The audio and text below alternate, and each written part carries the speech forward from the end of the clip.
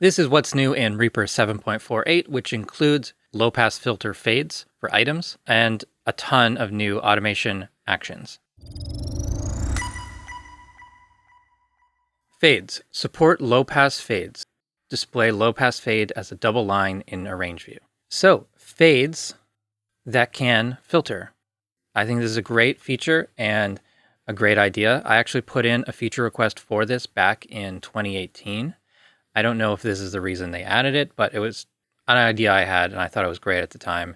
And then I forgot about it until now. So anyways, all you need to do, drag the top corner of an item or use a shortcut to add a fade, and then right click on the fade area and you can choose the shape and you can also enable low pass fade. It's just low pass for now. I don't know if they're going to add high pass, but this is a very gentle low pass filter just to turn down the highs a little bit as the sound decays, which can help make things sound further away or just less noticeable as the volume gets turned down. So I've got this on a white noise loop. I have a pretty long fade here, 4 bars. Let's just do a normal fade out so you can hear that.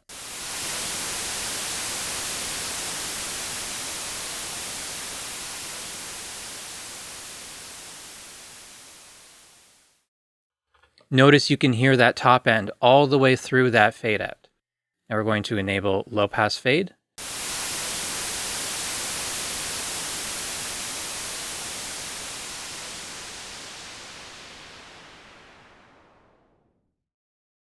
As you can hear, it's very gentle. It takes a while for that top end to really be turned down. We can adjust the slope shape by doing things like this. And here's how that sounds.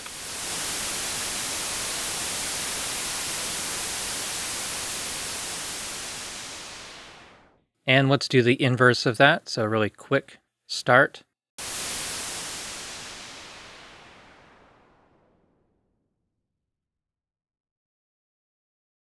And there it's much more noticeable that the high frequencies are turned down faster. But yeah, a white noise burst, that's not a common element to use in production, but it's something that I could use to demonstrate that filter shape.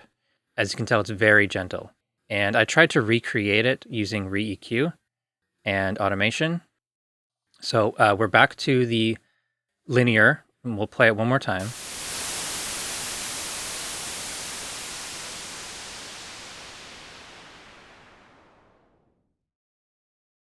So right at this point, half a bar before bar 7, it's basically entirely gone. And it sort of doesn't really kick in until about here. It's noticeably dark there, right? So let's turn off the low pass fade, turn on REAQ, and these are the settings. I've got a 1.75 bandwidth starting at 22K, roughly. And so here's how that sounds.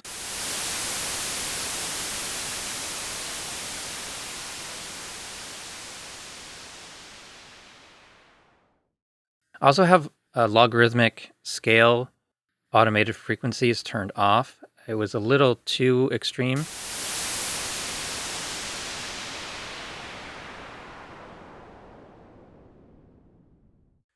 It's also because the filter steepness changes. There's sort of a jump here in the high frequencies, unfortunately. REAQ's low pass filter and high pass filters are 6 dB per octave, so pretty gentle, but the one in the fade curve has got to be more like a 3 or 4.5 or something like that. It's a little more subtle than the REAQ version. So you might be able to try to recreate that with another EQ, but I don't think it really matters. It's just supposed to be a subtle augmentation of a regular fade where you want the sound to be less noticeable, especially in the high frequencies where our ears are a little more sensitive. For very short fades, like on dialogue, things like that, I don't think you're going to notice that much. And I don't think that you're going to be wanting to use this by default or anything like that.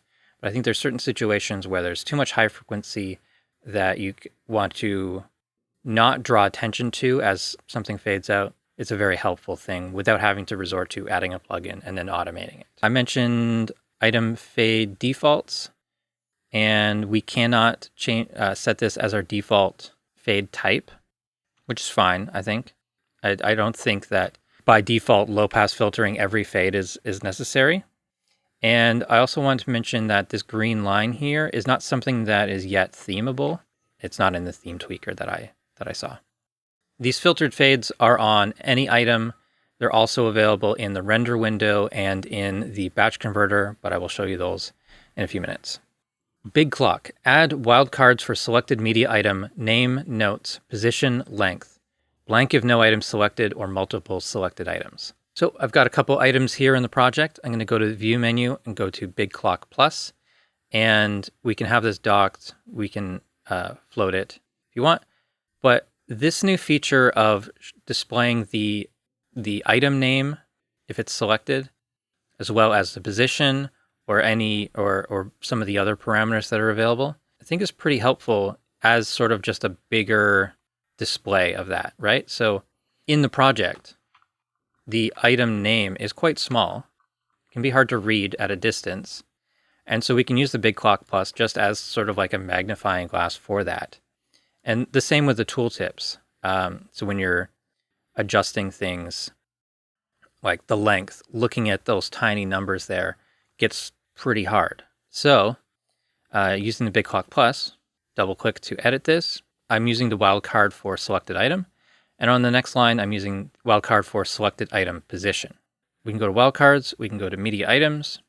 We've got track item, which is showing the current item that is playing on the track. Selected item position, selected item position with a custom format, or a selected item length, and selected item format. So let's add selected item length to this, and we'll just edit to add in I don't know, underscore or something like that. Okay, so we got the start position plus the entire length. Let's say we want to see the entire length in seconds. We can add it in a bracket and then type in seconds. And then close the bracket. And the same for the item length. And now we're formatting this item length display. Yeah, this is 8 bars long. Or 8 seconds long, I should say. And we can see as we move this, the item position updates on the big clock. I think this can be very useful. If you have multiple items selected, it will display nothing. The same happens if these items are grouped and grouping is enabled. You won't see any display. I don't know if they'll change that. I don't know if they'll have like a, multiple or some sort of fallback thing, defaulting to the first item position or first item selected or something like that. I'm not sure. For now, when multiple items are selected, there is no display for that. Envelopes. When using mouse modifier to delete envelope point, dragging with mouse down will continue to delete envelope points. I'm just going to start off with drawing in some envelope points. These ones are snapping to grid while I'm holding down the command key.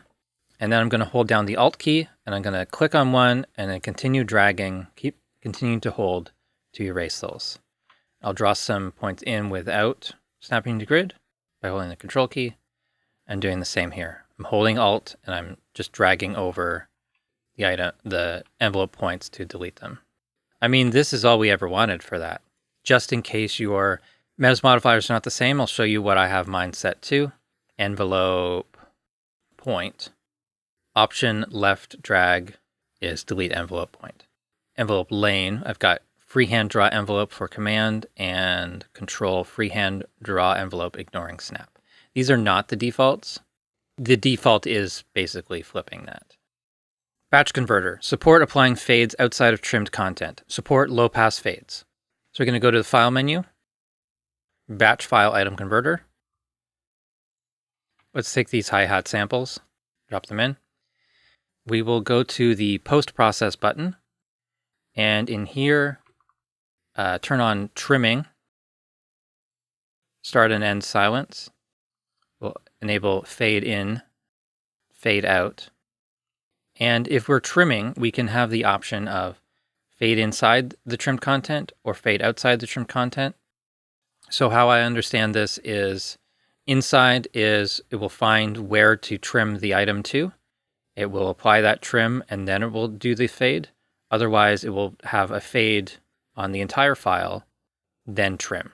These fade ins and fade outs are usually going to be very short, in just a few milliseconds, maybe 100 milliseconds at the max. It may be more noticeable, the inside versus outside, when there's continuous sound and if there's a very long fade out. And then we also have the option when you click on any of the fade shapes to apply the low pass fade as well. These options of inside and outside are disabled when you disable trimming, which makes sense. Render. Add render peaks display option to show file length in samples. Display basic histogram of short-term loudness in HTML render statistics chart. Support low-pass fades. When trimming and fading in render post-processing, support applying fades either inside or outside of trimmed content.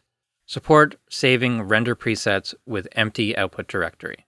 So the first thing on that list was a setting for rendering in the stats and charts page. Peaks display settings, we can display file length in samples if we want.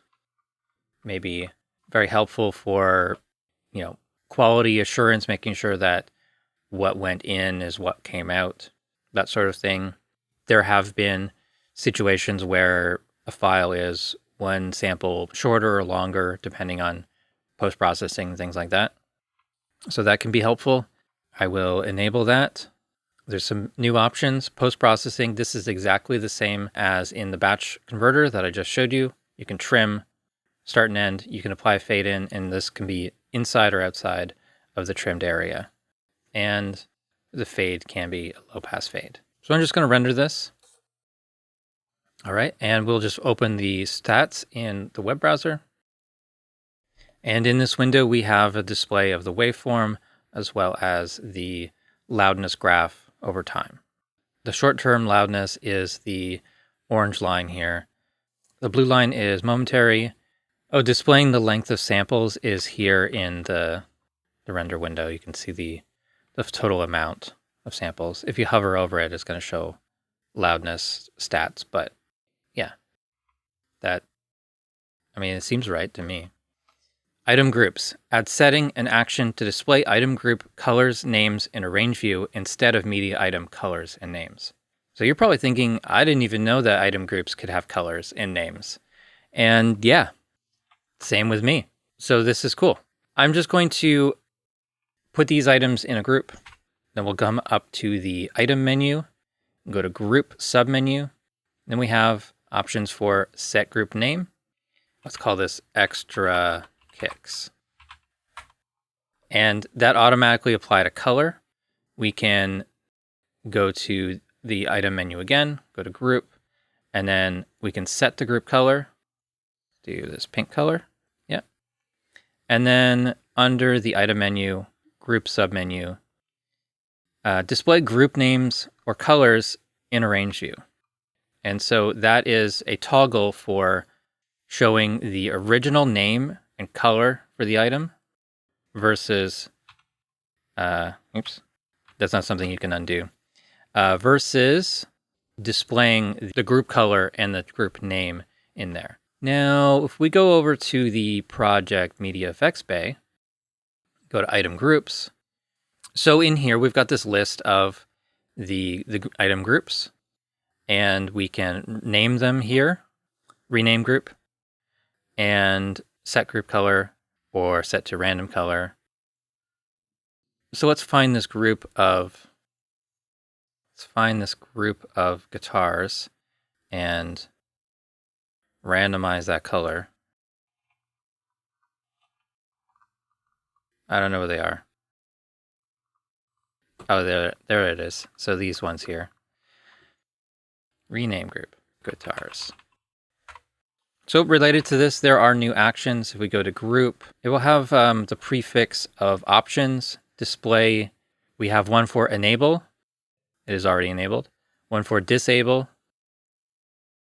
And one for toggling the group names. So toggle display group names colors in a range view. Enable display group names colors in a range view. And disable display group names color in a range view. we'll also have the option of group and color, set group to random color for selected items, set group color for selected items, also group name. And that will be set group name for selected items. Fixed lanes. Hey, if you're enjoying this video, click the links down below. YouTube membership, Patreon, super thanks, any of those things, they help. Give me money. All right, back to the video. Actions to insert new MIDI item, empty item, click source, timecode item, etc. Target the last clicked lane. Update active lane cursor when clicking lane play buttons. So my track 1 here is in fixed item lanes mode. And if I click on one of these play buttons to choose a different track lane, if I go to insert quick source, or click on this one, insert empty item, it will go to that position on the selected or last touched take lane. Track lane. I keep saying it wrong. Toolbars. Add action to customize empty TCP area toolbar. Add right-click menu for add track toolbar button. TCP toolbar. Fix left-click behavior when clicking an empty area next to toolbar buttons. So in the last update, we talked about this insert track button that's been added, a whole new toolbar actually, below the track area. So just single click to add a track. We could double click below the toolbar to add a track. We can also double click in this empty area around the buttons to add a track. So double click there or single click here. Double clicking in the empty area, that's one of the new things. Right click on the button now gives you the option of inserting track, insert multiple tracks, insert virtual instrument, insert a template, and it automatically fills up your templates list. And this is mostly the same as the empty TCP area menu. You will also have the customize toolbar button. So we can easily add things to this. So maybe track color. There it is. Set track to custom color. So we'll add that. Let's add in color. Let's add this one. And apply. Right, so we can do this, and do this, do this, and do this, right? So if you've already customized this toolbar in the past couple weeks since the last update, you can reset it by going to reset and reset current toolbar to default, or you can drag and drop, let's say this insert track button, into your customized toolbar just to make sure that you get that menu. If you already have that menu, nothing to worry about. This is much easier to right-click on the button and then customize versus having to go to the empty area of the main toolbar and customize toolbars, or options menu, customize menus toolbars, and then finding the empty TCP context. Nope. Empty TCP area toolbar. That's what it's called. Track pinning. Actions to toggle track height to minimum or default size affect pinned tracks. So let's just take this pink track. We will pin it to the top of the range view. Actions like view toggle track zoom to default height, that will affect pinned tracks. And we can set certain things to minimum height here. That's affecting all tracks. Or default height is affecting all tracks. Let me zoom in. That toggles them. Minimum height. Seems helpful to have some actions that do apply to the pin track, so you don't have to only manually adjust that.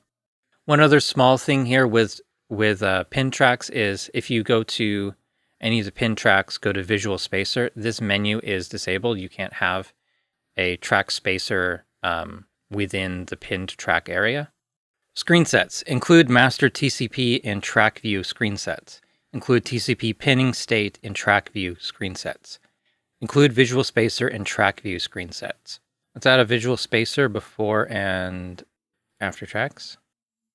We've got a track pinned, and let's also add the master track, and this is currently not pinned. So we go to the view menu and screensets and layouts, and not on the Windows page, but the track views page, we can save this track view. Let's call this 1.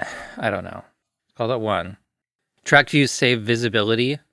So let's hide a couple of these tracks and save screenset 2. And so if I reload that, it's remembering all these things that were pinned and not pinned and things like that. Let's unpin this track and let's hide the master track, and let's save a new one. So this will be 3. And so 1 brings back those tracks that were pinned. 2 has hidden tracks, and 3 has no pin tracks, master track hidden. So it's been a long time since they've added any features to track views or screensets in general. Track views are saved with a project, so this makes perfect sense to add these things into it. And the last thing we're going to talk about today is for automation. Actions to save, load, clear 64 latch presets for envelopes on all or selected tracks. Saved latch states are now stored in the project file. Option to not automatically reset latches in write and latch mode. Always set latches for active envelopes when in write mode.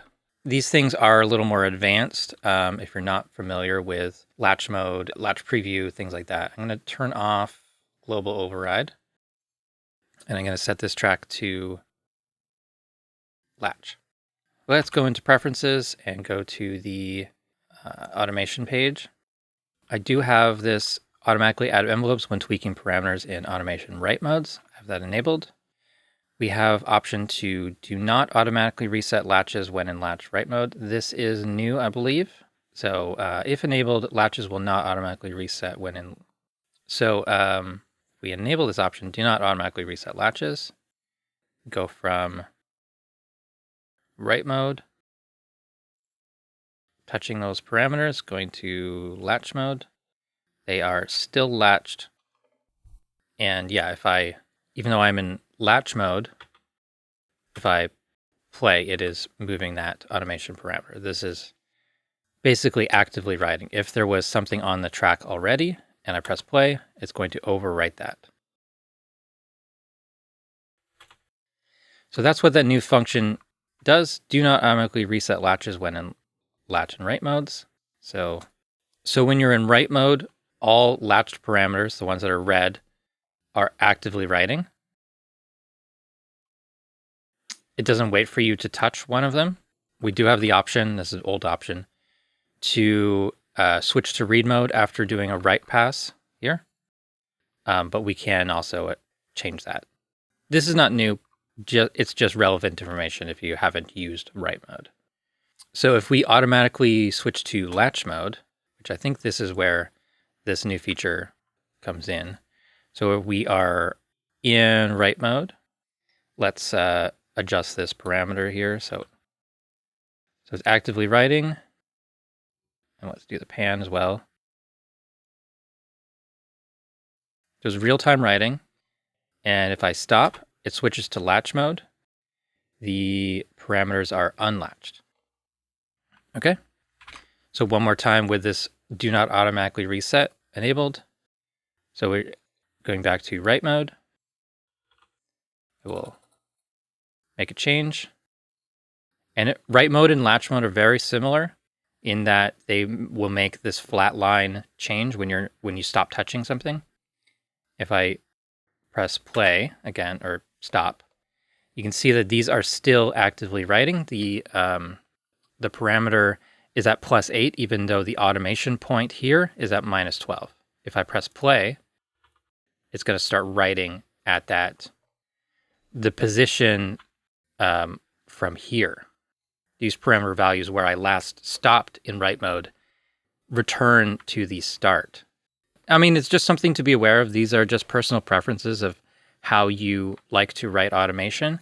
If you like write mode, you want it to automatically switch to latch, and you want it to remember the last value that you had when it returns to the edit cursor position, the previous play position.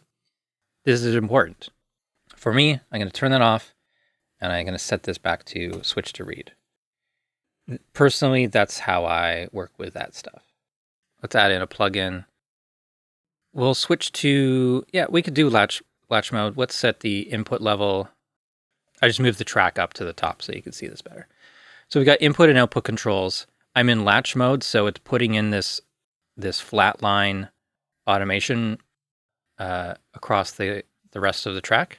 Well, really, it's up to the next automation point. You can see that here. And the parameters are red because I've touched them. So if they are orange or yellow highlight, that means that they're armed, like that. This disarms. And if it's red, it means it's actively writing. And I can disable that by hitting the arm for recording button on that envelope parameter. Now, if you touch something in an actively writing envelope and you don't want to continue writing with it, now it's basically set to read mode here for that parameter if the arm is disabled. You can also use this in this mode as a trim function for the entire track or the selected area. Not specific to this update, just general information about some of these features. In this update, they added a lot of automation actions for storing latch presets, up to 64 basically different automation states for a track. Then the ability to clear that preset and load the preset. So we can load that for all tracks or just the selected tracks. Here, load latch preset 1 for selected tracks. There's 64 of these actions for every single one of these functions. So it's a lot of things they added here. There is restore save track envelope latches, save and clear all track envelope latches, save preset 1 for all tracks, save for selected track. Let's do save for selected track. I just need to touch these parameters. So I've got 4 latched parameters. I'm going to hit save.